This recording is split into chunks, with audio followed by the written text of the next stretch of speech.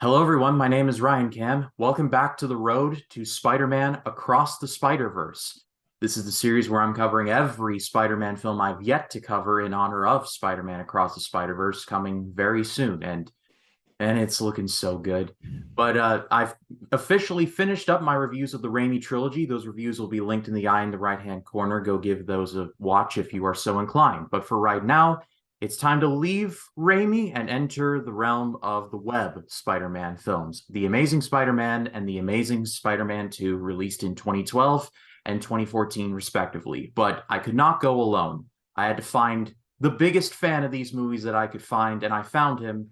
He's been on this channel before. We did a really fun Ant-Man and the Wasp Quantumania spoiler talk video a while back, but I'm bringing him back for this.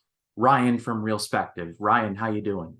Yo, what's going on, Ryan? I, I hope you're having a good one, man. No, dude, I mean, any chance to talk Spider-Man, I'm kind of just there. I'm so fucking excited for Across the Spider-Verse. And I'll be honest, I think I just said this to you before we started, but like I think I'm the only supporter of both web films in very, very loose regards. And I get the hate for certain people that are like, damn, why does everyone dog on this one movie? It's really fun and watchable. Just put aside a few things. And I know that's a lot coming for me, but I'm just glad that I'm here talking positive about a film because I feel like I've been talking very negatively about some movies a lot recently. Yeah, one thing I've noticed about my channel is that sometimes if like I really don't like a movie, it makes for really fun reviews in the short Yeah. term, but in the long term, I'm kind of like, oh, that should have been better. But if I really like something, like we're recording this on Saturday, or not Saturday, Sunday the 7th. I just saw Guardians 3 last night, loved it, and I loved filming that review. And so it's weird. If I don't like a movie, it gives me material to work with, but at the same time, afterwards, you're like, man, I wish that movie could have been so much better. So it's fun to talk positively about things. No, yeah, like you brought up Guardians. Like I enjoyed it, but I feel like not as much as everyone else. Very like 7.5 for me. That's how Okay. I felt coming out. But like at the same time, I spoke like I thought the good things that worked in it were like the obvious, but then I just like focused on a lot more of the negatives because I'm just like people, people, people. I know it works. I don't want to hear everyone keep saying the same things. And it's very weird how like I like to approach like looking at films. Like I feel like there's things that everyone realizes or recognizes that's good, but I'd rather get down to the nitty gritty, talk about what doesn't work, what isn't the best choice, or like there's some films that just straight up aren't amazing. I won't say aren't good because I feel like it's fucking hard to make a film. And so yeah, I don't know. I'm gonna talk very highly, even though like Spider-Man, Amazing Spider-Man 2 is the most frowned upon Spider-Man film currently still. Yeah, it's definitely taken the mantle that Spider-Man 3 had for a while, but we'll cross that bridge when we get there. Before we do get into those movies, though, I want to give a shout out to all the moms out there because this is going up on the 14th, which is Mother's Day. So I want to give a shout out to my mom. I love you so very much. Ryan, shout out to your mom as Yeah. well. No, yeah. Shout out to my mom. She's awesome. I mean, she watches like all my podcasts, which is fucking sick. Appreciate you, mom, That's for the support. That's very nice. And also kind of a less significant achievement. It's also my birthday today. Woo! I am 26 years old. Let's Wow. go. Honestly though, I've been kind of thinking and meditating on it. I feel I feel just as good as I was like a few years ago. I mean, honestly, I feel like I just feel really good about this birthday this year. I can't put my finger on why. It just internally, I just feel really solid for the first time in a while. So happy birthday to me and all of that. Oh yeah, man. Happy birthday to you. Thank you. Well, let's dive into first up, The Amazing Spider-Man, released in 2012. And I'm sure we can touch on this for a minute, but 2012 was a crazy year for superhero movies. Just in that year alone, we got The Amazing Spider-Man. We also got the first Avengers movie, and The Dark Knight Rises. So that alone Yeah. is just that's a crazy fact and is like in between the ending of Nolan's trilogy and the first Avengers movie, just a landmark for the MCU going forward. Is like sandwiched in between is the Amazing Spider-Man just being there. Yeah, the Amazing Spider. I'll just say this about the two of them. They were both kind of just there. I don't know what it was about them. Maybe it was because this is like when the Marvel high, specifically like the MCU, really started to catch some steam. Like you said, the Avengers was literally, I think this came out in July of that year. Avengers was 2 months before this. So it was never going to meet the standards of audiences and fans, especially when I feel like a lot of people know the situation with the Spider-Man character and the IP regarding him and his own characters, which is why like Sony's always had him, and now they're like partnering with Disney and Marvel so they can use him in the MCU. And I think a lot of people kind of had gripes going into this film, like, damn, this is a totally new Spider-Man that's probably never going to connect to the universe that we want to see him connect in. Because this is also 2012. This is over 10 years ago. This is before we have, like, aside from the MCU, all these different universes. Like, this was before Fast and the Furious was a fucking universe somehow. Like, that should put it into perspective. And now we're sitting here, everything has to become a franchise. Evil Dead currently just came out. Fucking the Super Mario is going to turn into a franchise. Sonic's a franchise.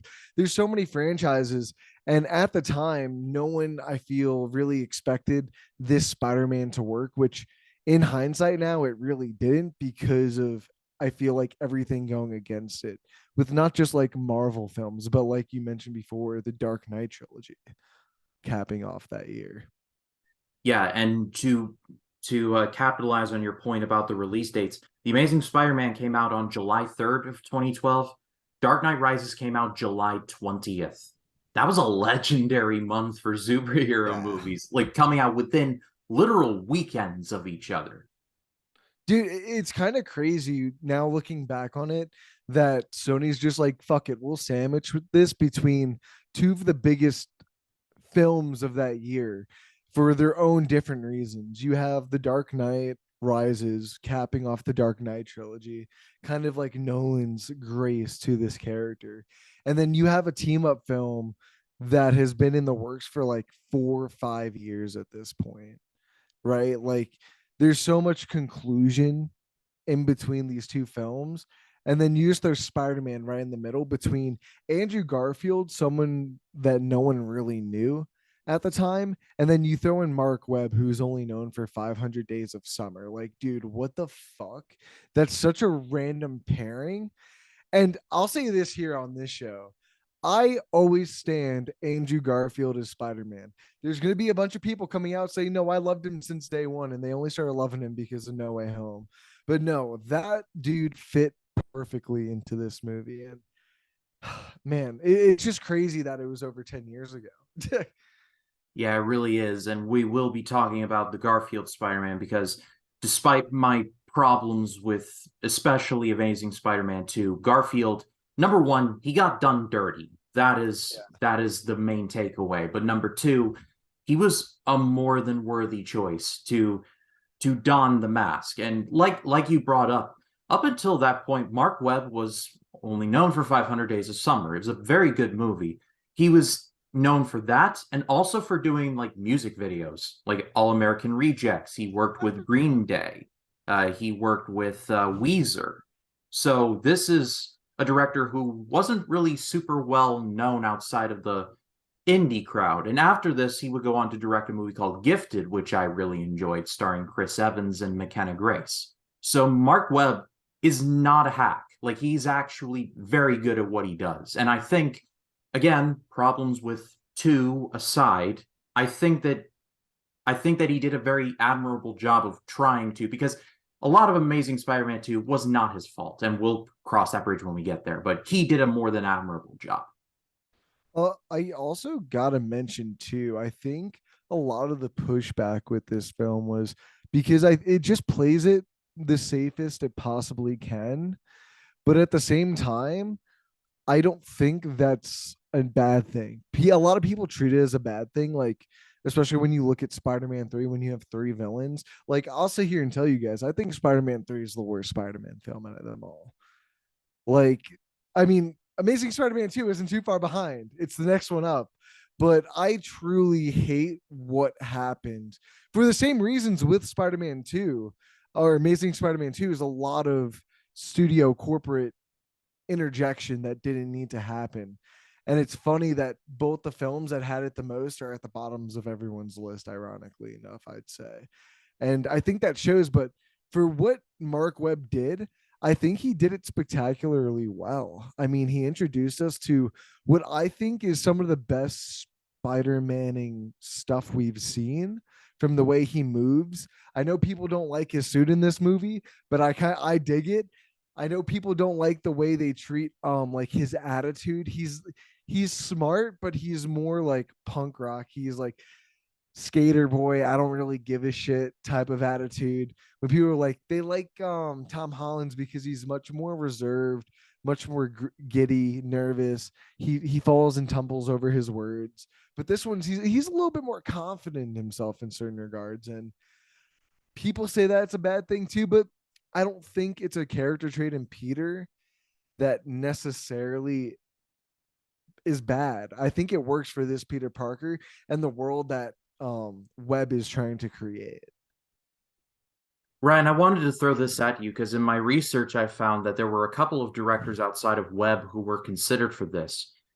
The two biggest ones that were in the running, Catherine Bigelow, who keep in mind, like that year, she directed a little movie called Zero Dark 30. And Uh-huh. previously, she had directed movies like Point Break. So that wasn't the worst choice ever. And then the other choice, David Fincher. Like, think about that for a minute. Like, the director of Seven, who would go on to direct Gone Girl and other things. It's such a weird choice if they went that route. It fuck who directed or who was going who fuck was it Robert Rodriguez? Oh no, whoever was gonna I feel the same way about this than I do with back in like 2008. Ironically enough, with all the writer guild strikes going on right now, with the canceled Justice League movie, with like Matt Bomer's The Flash, this gives me very much that vibe for some reason. And I don't know what David Fincher just seems like such an out there auteur director that I don't want to say it won't work, but I feel like his vision and what the fan and everyone knows the character as visions are going to be at two different levels for it to like possibly not work. Like some people might appreciate it for trying to take different strides because I can never picture Fincher making like an MCU, a Raimi, or a Webb Spider-Man film. Like that'll never happen. It has to be gray and grainy.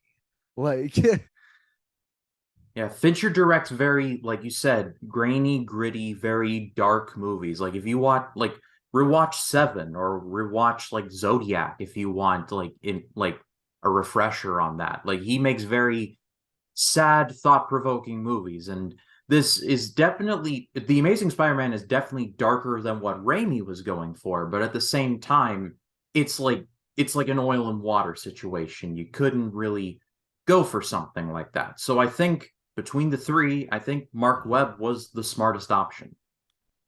no, definitely. And I think that's still really weird to say because that's the thing I'll give to the both of these films from him is they look awesome. Like from the camera work, the directing, the visual effects, the whole nine yards. I mean, this is just a feast for the eyes. Like I'll say this up front, I'm not a big Emma Stone fan, but these are the only two films that truly make me feel that her and Andrew Garfield should be are meant to be together. Like I love La La Land too, but like I just don't get that same energy in that movie from her, mainly because of all like the falling in love, yada yada yada.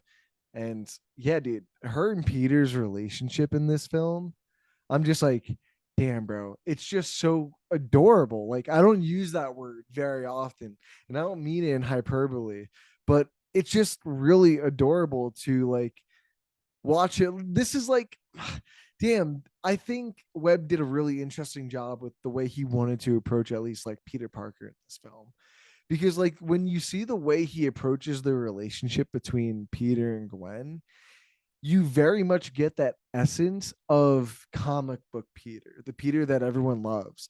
This shy, witty kid who does fumble over everything and doesn't know what to say or do in the wrong moments.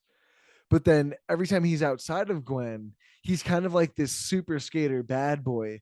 And it's a really weird mix that I find really interesting for him to take and to show that there is a difference of who he is between like with Gwen by himself and as Spider-Man.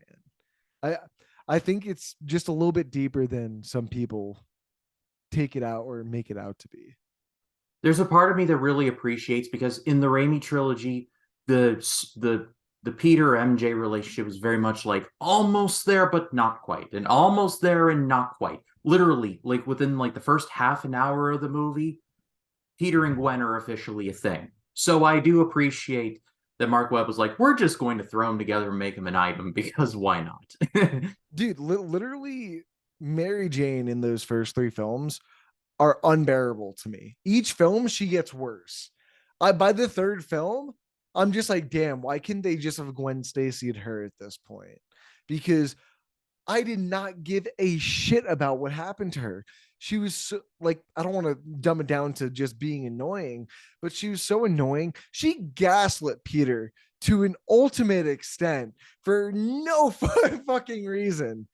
And then she decides to like fuck Harry. Like, dude, okay. But that's neither here or there. I think that not why do I want to say James Gunn? Mark Webb Mark Webb, yes. just made the relationship in these two films miles upon miles better than what I think Toby and Kirsten Dunst did in those first three films in just this one film alone.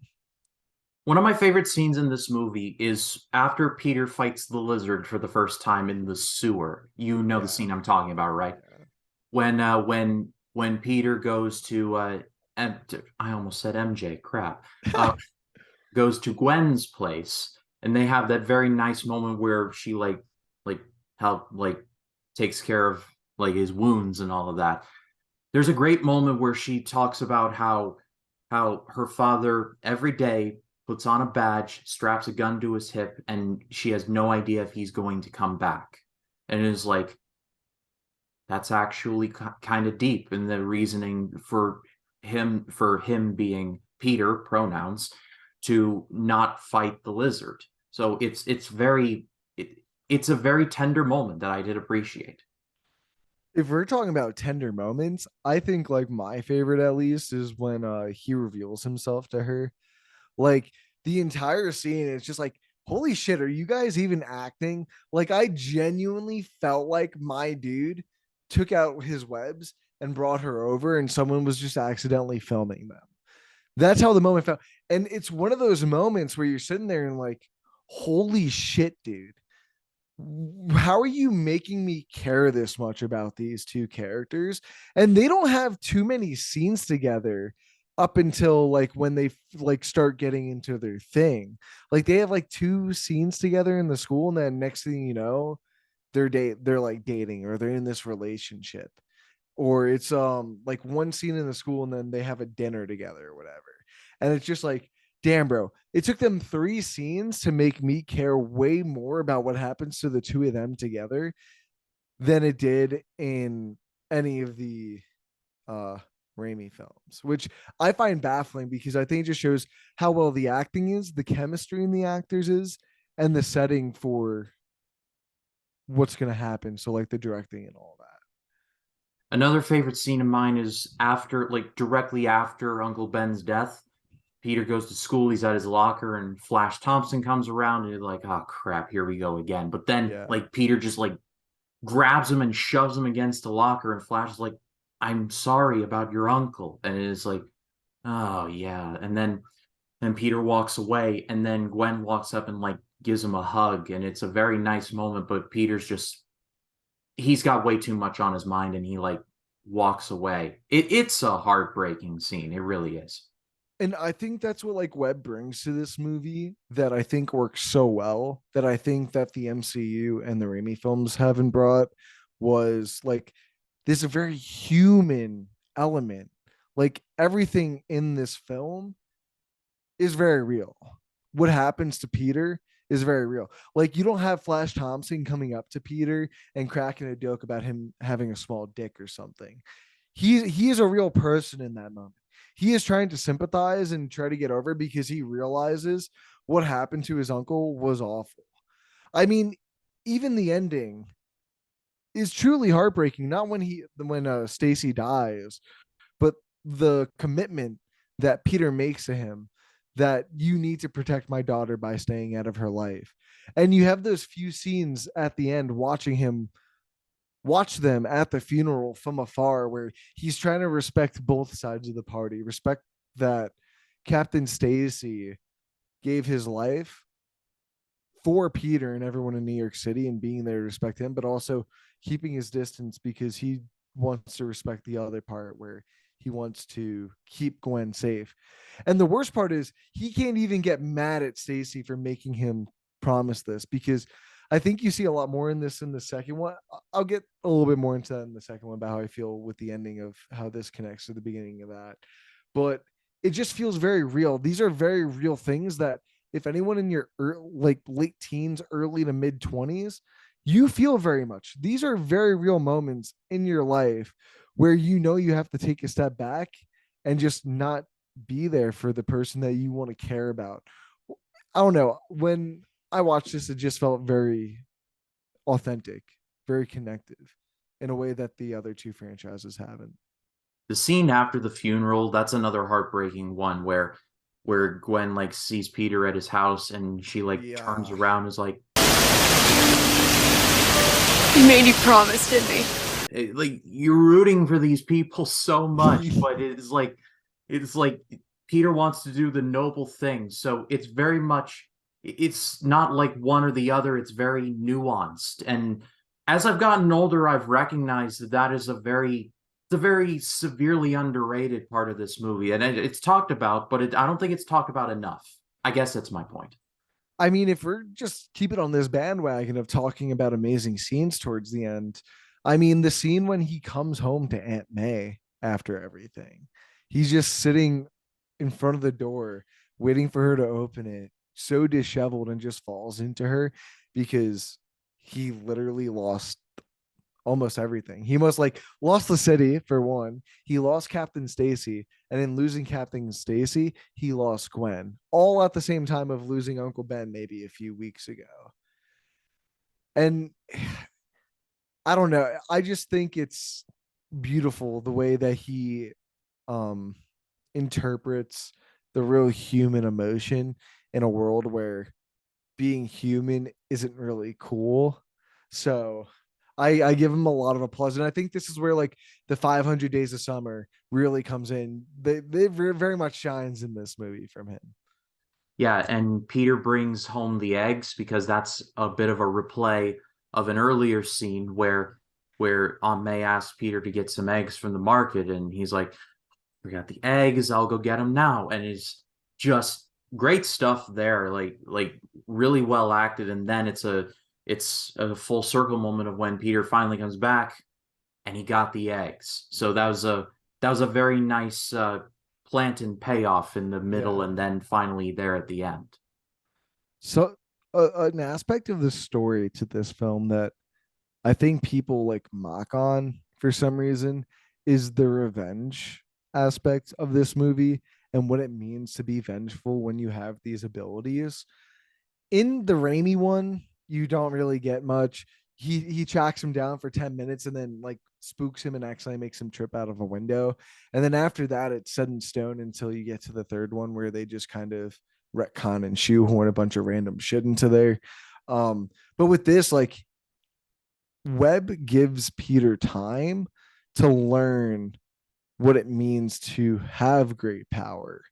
And I don't think you fully get that as much in the first Raimi film as you do in this one.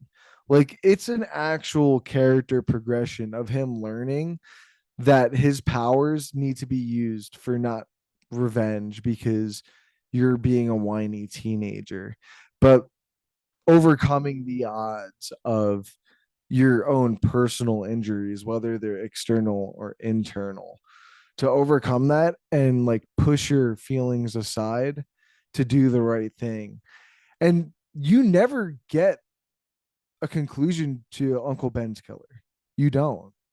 And I think that says a lot about how Webb wants to interpret the way Peter's outlook on life is in this world.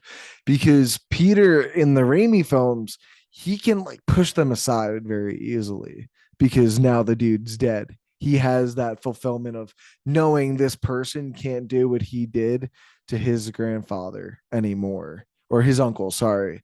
And yeah, I just thought I'm not saying it was he did it the best way, but I definitely appreciate him trying to dig into the seeds that I think Raimi planted but never fully maximized on. And I think it all goes back to the real human element of this first film, at least, that I really appreciate. I think this is as good a place as any to go into the Uncle Ben character in this, played by Martin Sheen. Now, Martin Sheen is a very good actor, stuff like Apocalypse Now and The Way.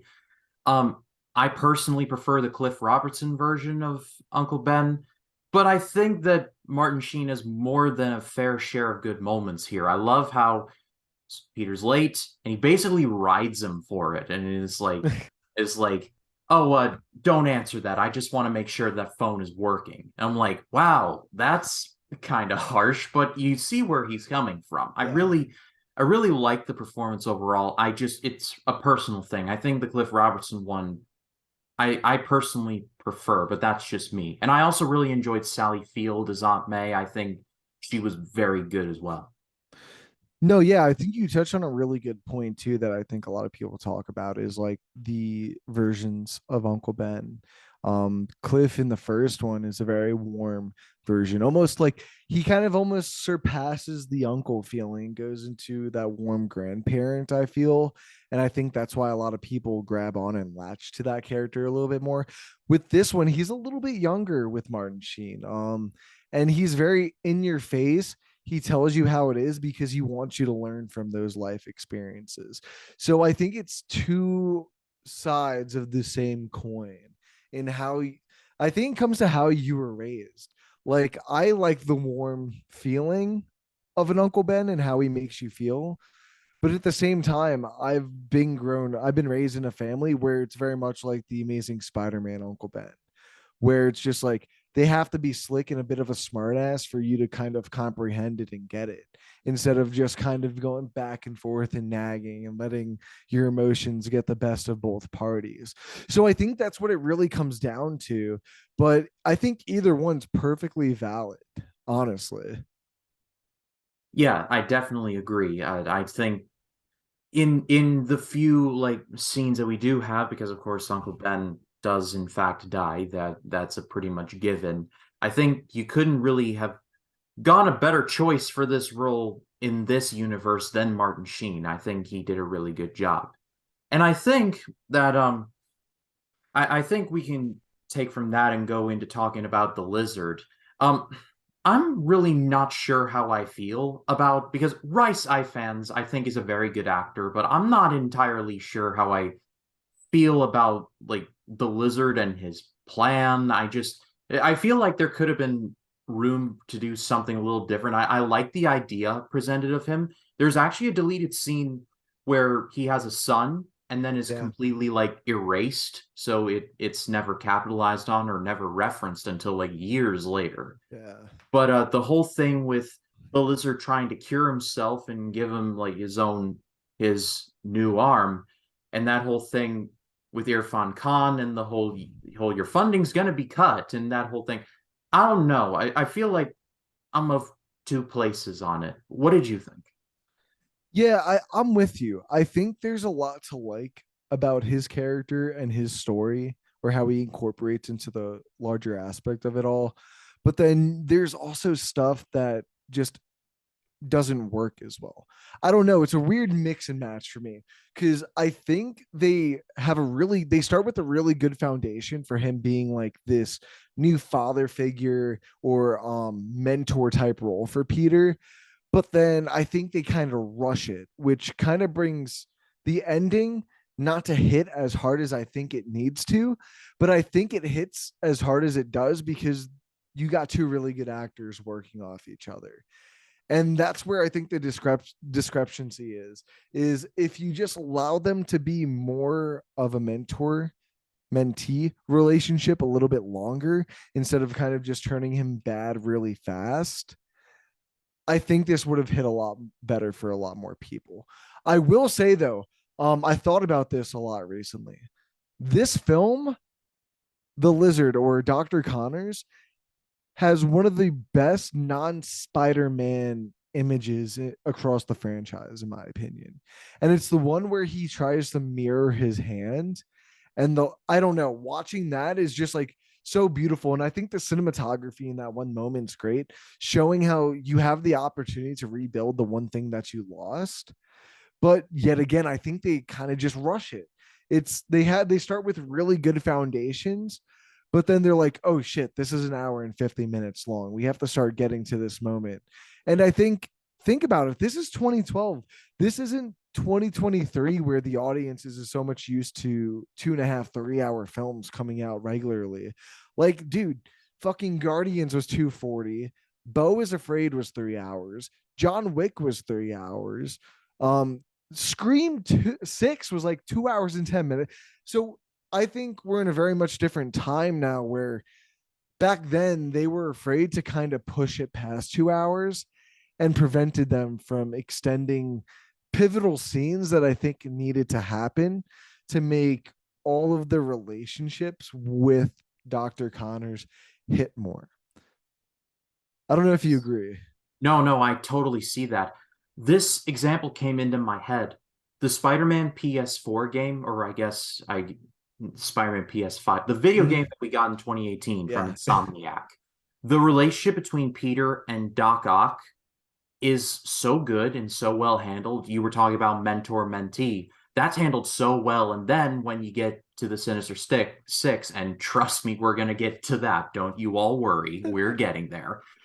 When we get to the Sinister Six in the game, it hits so much because Yeah. you understand that Doc Ock is like, man, is like you really do feel bad for the guy. And then when he finally becomes Doc Ock, you're like, oh, that sympathy's out the window. But it's handled so much better because it feels like I believe what you were alluding to in The Amazing Spider-Man, it just feels rushed. Like you said, it's only an hour and 50 minutes long. You feel like, oh, they just started cross species genetics. Now he's the Lizard. I feel like if there was a little more room to breathe, it would have been handled a little better. Certainly not Rice Ifan's fault. I think he does a very good job, like I said. But again, I feel like there was a lot more meat left on those bones. And I think it goes back to just like the market in 2010, 2011 when they were developing this film. I mean, think about it, especially when you compare it to Spider-Man PS4 or 2018. They kind of just start you in the middle of it. We saw that with the Batman last year, and it works. People are fundamentally aware of who characters are. And I think they were still a little bit nervous about that in 2010, 2011, where they felt like they had to build groundwork for Spider-Man Peter for all of the monumental characters instead of being able to start in the middle. You know what I mean? Like I I don't know. I feel like if they had already started with Peter and Dr. Connors having a relationship, that would have helped much more, especially if they're just going to have this be a Spider-Man origin film, because that's where it conflicts a lot. It's trying to tell the origin for the villain and the fucking bug, sorry, and the protagonist the entire time. And that just doesn't work in an hour and 50 minutes. You don't give each character enough time to build off their own individual worlds to then connect them. And I think that's where the discrepancy is between these characters is you have that tissue connecting them with Peter's father. And then that's really it feels like they could have used Dr. Connors as like, I know they have Uncle Ben, but as like maybe another uncle father figure type who kind of felt like, because it seems like in Webb's world that Dr. Connors and Dr. Parker were close. I don't want to say best friends, but at least close enough to where I feel like Dr. Connors knows what happened to his dad, because it's very much insinuated in this film for him to take on um a protector role for Peter, well, not being an uncle, but he's kind of that guy who's always just in his life here and there, kind of checking in on him, making sure he's okay. Because I think that would have connected really well. Because when you look at the PS4 characters in Dr. Otto Octavius, he kind of just switches once the arms get attached to him.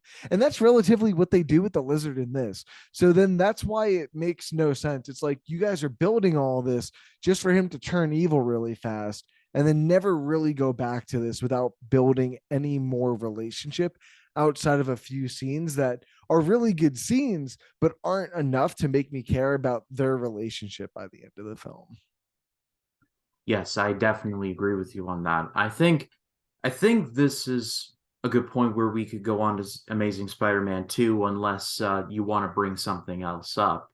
I'll just say I really like the third act, or the intro to the third act too, where the whole city is helping him get to the lizard at Oscorp. I thought that was a really good moment where Spider-Man's on his fucking knees. He can't do it by himself. He can't get there by himself in time. And then the city comes in and helps him at the last second. A little cheesy, but I think it works really well.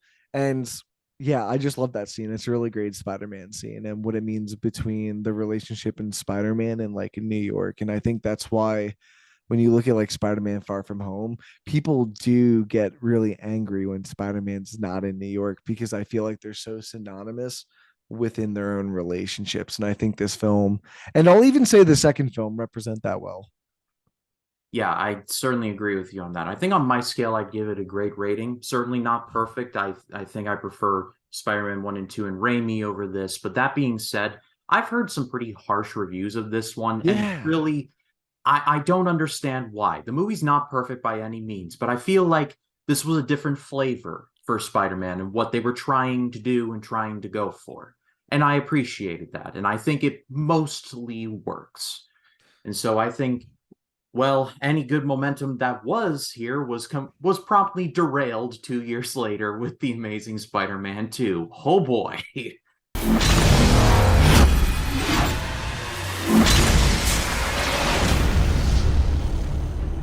I Uh, think I feel like, and I should jump out in front of this. I might come across as a bit harsh.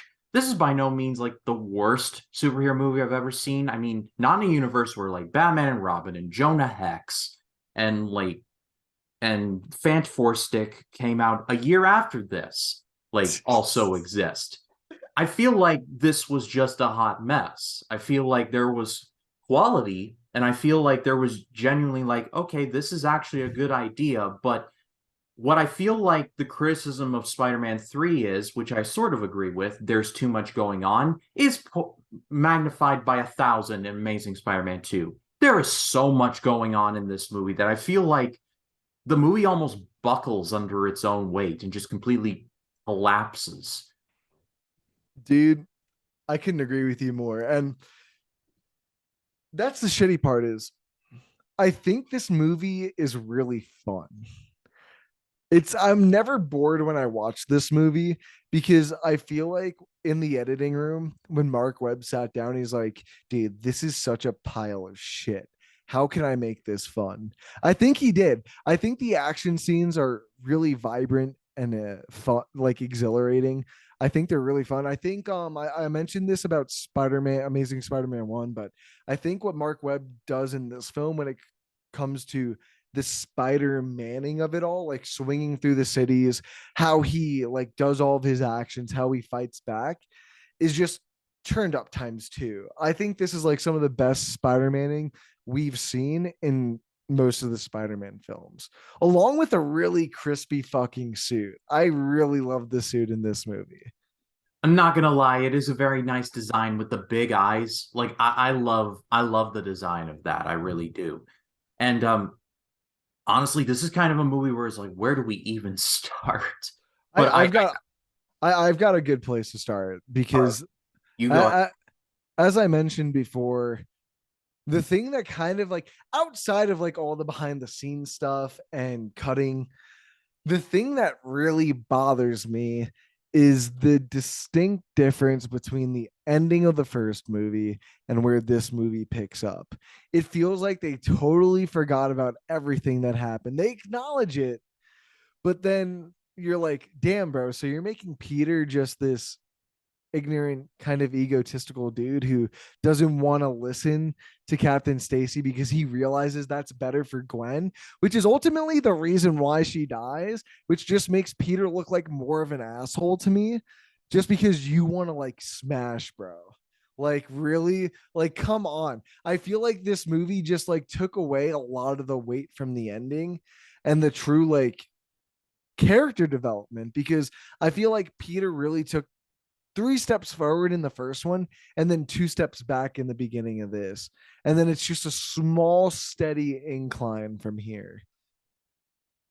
Agree with you 100%. It really, it just, it sucks because, like I said, Andrew Garfield is very talented. I really like his interpretation of Spider-Man, but I feel like you said, I feel like what they do in Spider-Man 3, where they kind of give Peter more of a big head, like Spider-Man in this one gets an even bigger head. It's feel and in less of the time. It feel like it feels like Sony didn't learn their lesson, and instead of making like instead of correcting their mistakes, they just made new ones. And I think a lot of my issues with like the relationship aspect of this movie comes a lot from the cut Mary Jane Watson stuff. Like, it's still to this day not known how much why am I blank Shailene Woodley Yeah, I was gonna actually say filmed for Shailene this Woodley. movie. Like, she filmed the entire production and they cut her out. And they've never said how much of her's in this film. So when I look back at it, I think like what they were trying to do, or what Webb wanted to do in this movie, was have a love triangle where he kind of gets over Gwen and meets Mary Jane in the process, and then they all kind of interweave by the end, and then he gets back to Gwen. I think that's how like that love triangle was supposed to play out. But then you take one of them out of the equation, what do? Like, you just completely forget what you set up with the ending of the last one. You kind of just work from there. And I think that's where one of the first big problems really starts getting into with this movie. Yeah, that's a good point. A shout out to Shailene Woodley, a very talented actress, but just got I saw you wince. I saw you win. I I I will say it's awful that she got cut, but I don't know if I would have liked her Mary Jane. Because dude, it's crazy thinking about when the first production photos of those dropped. You watch the film and she's not in it. You're just Not like, not even mentioned. not mentioned, bro. Mary Jane is not even a fucking character in this movie. Like, you sit back and you're like, what happened? Between Amazing Spider-Man 2 and Fan Four Stick, they're probably two of the worst comic book film productions, I would say, that I can at least think of right now off the top of my head in recent memory. Yeah, unfortunately, and it really pretty much killed any hope of there getting an Amazing Spider-Man 3. Well, I mean, with No Way Home, there might be a potential of that, but I mean, it pretty much killed off Andrew Garfield's Spider-Man until No Way Home, which was a rousing return for this character. But again, that's a whole nother conversation for another time. And like I said earlier, I feel like this movie just buckles under the weight of all the stuff that's involved here because you got Rhino, who was on scene for literally 2 scenes. Why did you pay Paul Giamatti for just 2 scenes? His role in Downton Abbey was longer than his time in this. And then you got Electro, played by Jamie Foxx, a very talented actor, but again, like he's just turns into a cartoon at a certain point. The lightning fixes his teeth. It fixes like the gap in his teeth. It's Bro, just If his bananas. haircut didn't tell you that his gap was gonna get closed, I don't know what would. And then you got Green Goblin, which, oh my, I I like Chronicle. I like Dane DeHaan in Chronicle, but my God, that was the wrong choice for this character. And Harry just comes completely out of nowhere. Is like, oh, hi, Harry, like who we've never heard you mention before. And it's like immediately straight into Goblin mode because his dad, which by the way is played by Chris Cooper, a good actor as well. It is like he gets precisely one scene, and it's the scene where he dies. That is the entirety of Green Goblin as we ought to know him, Green Goblin OG, if you will, in the Amazing Spider-Man universe. One scene where he croaks, only to tell Harry, "You got the same disease that I do, son." And I'm like, thanks for the info, Dad. See you on the other side. And I'm like, an editor. An editor was badly needed. At least 2 or 3. Bro, and I just love the plot convenience of, oh yeah, don't worry, I have 65 years of extra life before it really started affecting me. You get 2 weeks, son. You're fucked. You're fucked. They're like, the writers hated Harry. Peter hated Harry. Nobody liked Harry in this movie. So I'm pretty sure Mark Webb and Dane DeHaan fought on set as well. So even the director did not like Harry. So when no one in the film and behind the scenes likes Harry, let's give him more scenes and make him a villain. Yeah, and the thing is, his design when he finally becomes like the Goblin proper, it looks terrible. Like with the veins and stuff. Like just I don't know. He kind of looks like Bull Nakano. It's a Japanese wrestling reference. You wouldn't understand it, Ryan, but just it's a cringe design. And every time I see him on screen, I'm like, Dane, please leave. Please leave. Leave me alone. I think this is where some of my hot takes might come in. Okay. I don't think it was as awful as everyone puts it. The problem is they did it in all the worst ways possible. I think they had everything there. I thought the idea that they went with approaching this new Goblin was interesting, like having it be a disease and having his suit kind of be like a life vessel. Really, like I said, good, interesting concepts for trying to change the formula, because we'd already seen a Green Goblin, and I don't think people would be okay with kind of just seeing the same thing and taking more of like, I don't want to say a comic approach, but like this movie is very comic booky. So if it goes down that way, and I appreciate the fact that he tries to go, but the performance does not match what I think the director fucking really wanted with this.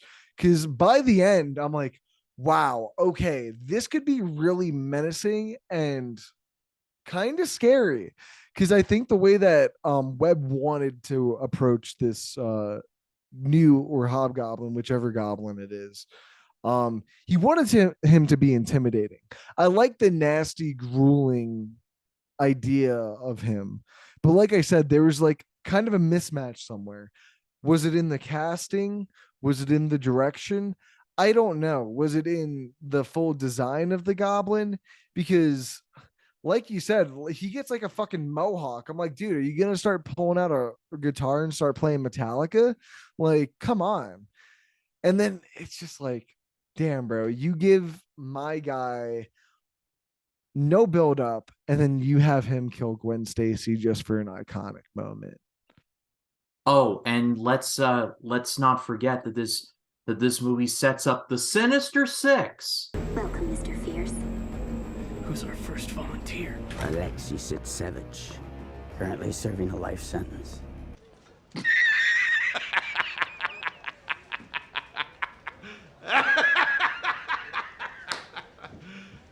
You serious? Bro, in the like best the way last possible. in like Best the way. last scene in the movie, and we never hear about it ever again, because it's like there's this time where Marvel had their cinematic universe going, and keep in mind this movie came out in 2014. A year that saw the release of the first Guardians of the Galaxy and Captain America: The Winter Soldier. Yeah, Kevin Feige had to add another room to his money room. Like, that's how good of a year that was for the MCU. So there was like no excuse for this. And just to say, like, we're doing Sinister Six, instead of like building it up and trying to like add some steam to it. It's like, nope, it is like you're gonna expect all of these in future films that never arrive. Like seeing Hawk, like Vulture's wings, and like Doctor Octopus's like arms. Tentacles, like Even as a kid when I saw this, like younger than I am now, but when I was a kid, I was just like, really? Like, it's like that would have been like at the end of the first Iron Man movie. Nick Fury said, I want to talk to you about the Avengers Initiative. And then we go to like Area 51 or something, and then we see Thor's hammer, Cap's shield, and it's just like going down the list. Or what they did in The Mummy, whereas like there's this room with like Dracula's skull and the hand from the creature from the Black Lagoon. So like thanks for making it obvious for me. Like I did not recognize this. And you know what the even funnier part about all of this is? It wasn't even in an attempt to set up the next Spider-Man movie, but a spin-off movie dedicated to the Sinister Six. And you just sit there like, why? Why are you wasting time in this movie to set up a film that could just waste its own time doing this? Like, it needs something to write off of, so let them write a fucking origin for some of these people. Don't just like shoehorn everything's like. That's another way that they approached it was really stupid. Everything is like connected to Oscorp.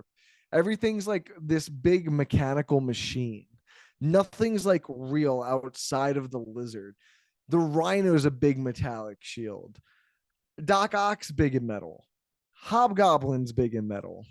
The Vulture's big in metal. And the fact when they're all the same, like at the root of them, the same type of thing, and then you make them the same benefactor, there's no real distinction between the characters that you get. Like with the Vulture, it's just like he was his own fucking why am I blanking on his name right now? Adrian Toomes. Yeah. Toomes built his own suit. That's his personality right there. Doc Ock, a mad scientist who built tentacles for him to help him do science experiments. Like all these characters have their own unique traits that bring to the costumes and their own alter egos that you kind of just wash away just by making Oscorp the benefactor of it all. And not the benefactor in like the way of like PS4 Spider-Man where Doc Ock got them all together and broke them out, but like they're all just entwined in Oscorp because they made everything for every villain here, which is just like, wow, that's just kind of boring. Yeah, unless we forget in that Spider-Man game, Doc Ock basically does it to spite Norman Osborn, because lest we forget, kind of a spoiler for that game, Norman Osborn pretty much did Doc Ock dirty. And so that's the reason why the Sinister Six is a thing.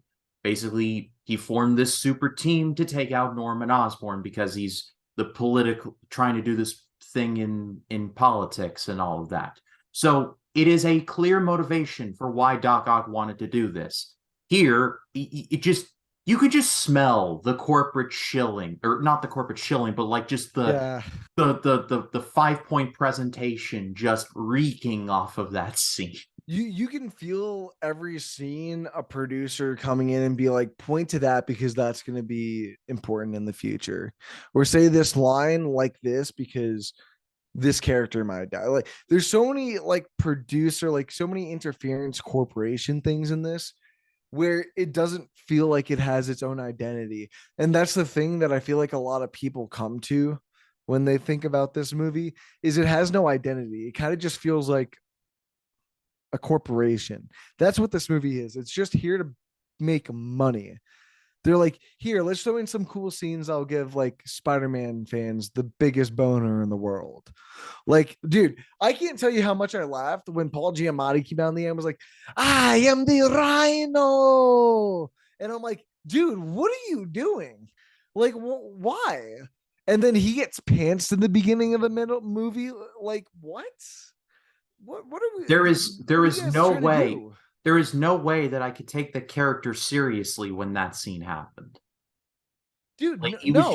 he was just a jobber. He was a knockaround guy for Spider-Man. Like, why were you trying to heat him up in like the last scene of the movie? Like literally after everything that happened. And like going back to like the whole Oscorp making the suits again, like I'm not saying him being metallic is boring, but like classic Rhino is like way cooler because he dresses fucking ridiculously. And this dude himself is a literal boulder. So he himself is a machine. He doesn't need to actually be a machine. People, they took that too literally in this case, to the point where, like, bro, you can literally cut out the end, which is really unfortunate because I think it also has one of the best Spider-Man moments, what it means to be Spider-Man. And then you have this dude screaming, I am the Rhino, I am going to fucking kill you, in the worst Russian accent possible. I'm like, wow, guys, you really tripped over your own fucking foot on this one.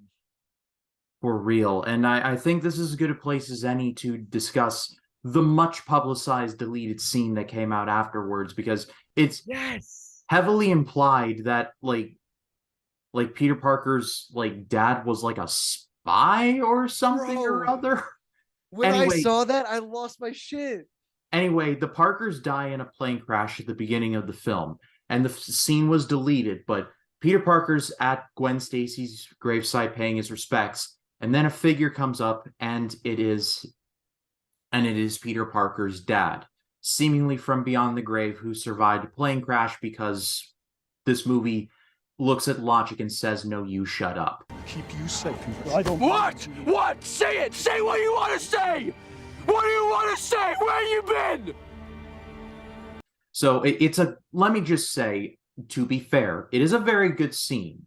I can kind of understand why it was deleted, but at the same time, it was just like, this is like the most heartbreaking scene, and it could have fit in so, like, in another movie, it would have fit in so well, but it just feels like number one, how did he survive that? And the movie never explains it, I guess, why it was deleted.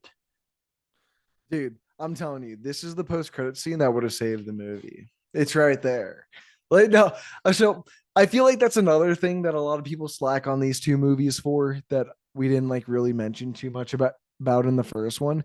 But I kind of dig his father was a spy aspect, and having this kind of be his fate, in not the because we're Spider-Man type of way. I mean, No Way Home very much makes it that much. And you were destined to become Spider-Man, because that's always what it is to be Spider-Man. You're destined to become Spider-Man. But I like the way they portray his destiny in a different way than him just getting bit like Tobey Maguire did. Like, there's some layers to this that I think they try to take in different interesting approaches. But I think between both the first and the second film, they don't give you enough of their own story, whether it's watching them or clues of what they were doing, outside of, oh, him and Dr. Kirk Connors were making this Spider-Man, this spider serum thing. Outside of that, you really don't get too much. And that's where I feel like it falls flat. And yeah, you said it. That scene is fucking great. Like, that would have emotionally destroyed people, especially at the end. I think it would have been a way more interesting capstone than like the most generic superhero shot of all time of him like slamming a sewer lid into the Rhino, which I'm like, oh, cool. Wow, you guys do all this just for me not to get a Rhino fight scene. Thanks, guys. Yeah, so Amazing Spider-Man 2 is very much hard work, and it's got a lot of problems. Not the worst, but certainly not a good time. Man, we are an hour in, Ryan. Whoop, we are whoop. an hour into this. If I think this is a good place to wrap it up, unless I'm missing anything. I do want to mention real quick, Jamie Foxx, good casting, bad choices. That's all I'll say to that, because I like the design. I know people gave him like he's blue, he looks like a fucking lit up dildo or something. No, I think I like it. I think it's a really cool, interesting choice to kind of fit the world that I think Mark Webb really wanted to, where everyone's kind of this experiment. So I think it very much fit into that. And I thought all of the electro scenes were so fucking fun. Like the third act fight, I still think is really cool, where they're doing like the EDM harmony of him going through all these different Tesla coils, and then he like explodes into like whatever this energy, and it's just really cool. And I thought it was a really good time. I can acknowledge that this movie has a lot of faults, but I think that's the difference for me when I'm looking between this and Spider-Man 3. This is a much more fun and better time if I'm going to sit down and waste 2 hours than me sitting down watching emo Peter Parker, Topher Grace, and a gaslighting Mary Jane for 2.5 hours. That's my only argument to that. But yeah, this movie's not amazing, as the title would like to confuse you by.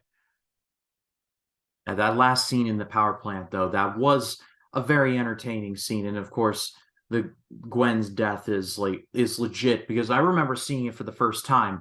I'm like, okay, this is the scene where like he catches her, right? And I'm like, he's gonna catch her, right? And then you see the web just like reach out, like the hand reaching out to grab her, and then like the web gets her, but it's too late, and you go, I'm like, but dude, oh, that he caught her, but it sucks how great that scene is. Yeah. Because that scene alone shows how much potential this movie had if there was no like corporate interruption or producer or like EPs, whatever, coming in trying to disrupt it. Because dude, watching that scene, it was so beautifully done and so well edited together, where when she hits the ground, you're like, oh my God, like her, dude, you fucking hear her snap, you watch her break, and it's like, oh my God, they really just went there. But then everything before this is just like, oh wow, thanks for doing it. But the moment works so well because it's everything working together in like harmony. Good directing, great cinematography, great editing, great acting. Like everything comes together to make this the moment it needed to be to hit. And him at her funeral is also just heartbreaking. Yeah, absolutely. Yeah, very hard movie, because it feels like you have to go out of your way to say, if literally like Sony had just butted out, I feel like there could have been something here, but it's just like, we got to have this in here, we got to have this in here, a little bit of that in there too, and it just feels it feels completely overstuffed. And I feel like they tried to cram the Amazing Spider-Man 2, 3, 4, and 5 into just 2, and it shows. Which is crazy because they plan to make it 3 and 4. So it's just like, bro, you guys know you have 2 more movies after this, right? Why are you shoehorning like a spin-off and 2 sequels worth of info in this one film? Like, yeah, like have 2 hours. Have like, Electro as the villain in 2. Start your slow build towards like Harry Osborn there. You have like, say, I don't know, Rhino or someone other as your villain in 3, and then in 4 have Harry Osborn, and then you do something like what they do with Gwen Stacy. But no, it feels completely rushed and 100% unearned. The one thing I will say is, this still bothers me, is who the fuck is the dude in the cloak? Like that is just something I want to ask Mark Webb. Like, dude, it's just been bothering me. You're never gonna make another one of these. Can you just tell us who you planned it to be? Because I have no clue who that character was gonna be. Like, I was absolutely boggled. Like, bro, why? Why are you having some dude in this black cloak like walk around all mysterious like he's in a Goosebumps episode? Like, I was gonna say maybe they might do Hugo Strange, but that's a DC villain, so yeah. It like I said, it makes no sense. But honestly, if they put a DC character in this, that'd probably cause them less trouble than all the fan backlash. that's a good point. Yeah, but yeah, I think the period at the end of the sentence to this review, Definitely not perfect, but I feel like as time has gone on, I've gained a new appreciation for especially Amazing Spider-Man 1 because I feel like there have been a lot of like mediocre like things that have come out in like just the past couple of years, and I won't necessarily name them, but I feel like kind of like what the Raimi ones have done in this review series is like as the tide raises all ships, I feel like my perception of these movies has gotten a little brighter than it was. No, yeah, I absolutely agree. I think I've always been a fan of the first Amazing Spider-Man. It's always kind of held like a sweet spot in my heart because while not doing anything like astonishing that I think a lot of people were kind of anticipating for some reason, I think it at the core of it all, it's a really good Spider-Man story with really good actors, really good action, and a director who knows what he wants to do. Um, the second one, however, has none of that. And outside, no, they do have the good actors still. The actors are still good. They still bring their A game, and their adorableness is brought up to a 20 in this movie. But outside of that, this movie has none of it. And I think when you accept what this movie was released to be, which ultimately wasn't meant to be a movie, it was just for Sony to get money. It's look at it as a Spider-Man highlight reel and just have a good time. Because at the end of the day, we can all sit here, bash it, and explain why this movie, at the core of it, is not good and kind of just sucks like a rotten avocado core. Um, just sit back, relax, and just watch Spider-Man fight all these iconic villains in like this super vibrant, goofy-ish way that just don't take it seriously is what I'm trying to say, and relax and just enjoy it because I do think Mark Webb knew that this was going to be a disaster and he just tried to make a fun disaster.